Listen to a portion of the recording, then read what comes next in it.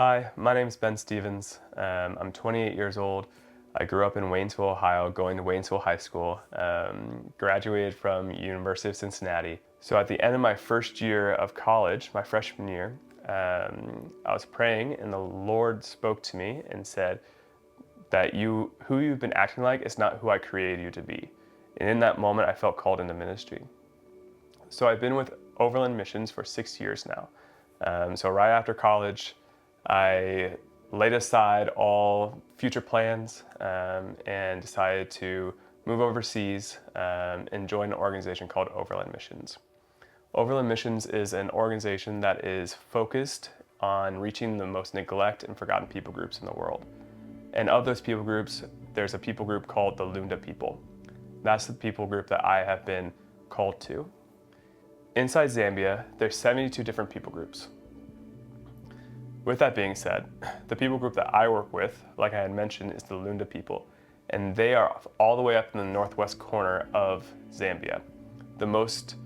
I would say the most remote region of the entire country. And I work in the most remote chiefdom in that region. Reaching them is no easy task. And that's why we see other organizations not willing to go to them. The king of this area has invited 12 different organizations to come to his people. Of those 12 organizations, Overland Missions and myself are the only ones that have decided to come and stay. And the reason is because of how hard it is to get there. Between the road conditions, the logistics, both with lodging and food, we are deep in the bush, and it's nearly impossible to reach.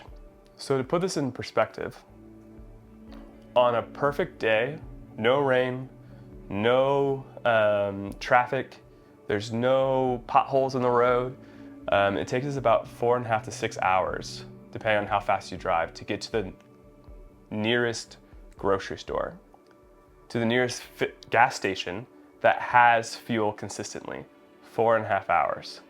On not a good day, it takes us close to 7 hours just to get to a place where we can fill up our vehicles properly, and a place where we can buy meat, where we can buy just basic groceries. In May of 2024, the village of Lukwakwa opened up to us for the gospel. I had the opportunity of meeting the leader, traditionally called a headman, which is the equivalent to a mayor here in the States. And as I'm meeting with him, I find out that he's not a Christian and he's actually the local witch doctor. After preaching the gospel, he and his whole family decide to follow Jesus. And when I asked if there was any prayer needed, he pointed to his knees and said that he has had arthritis for the last 10 years. And had been practicing witchcraft on himself for the past 10 years. And so I asked him if I could pray for him. I'm praying that the Lord would heal his knees. And when I'm done, the man who's 65, 70 years old gets up and starts running around like a 15-year-old kid, completely healed. And he sits back down, and I look to him with a smile on my face, and I ask him, "Will you ever go back to witchcraft?" And he goes, "Me, never."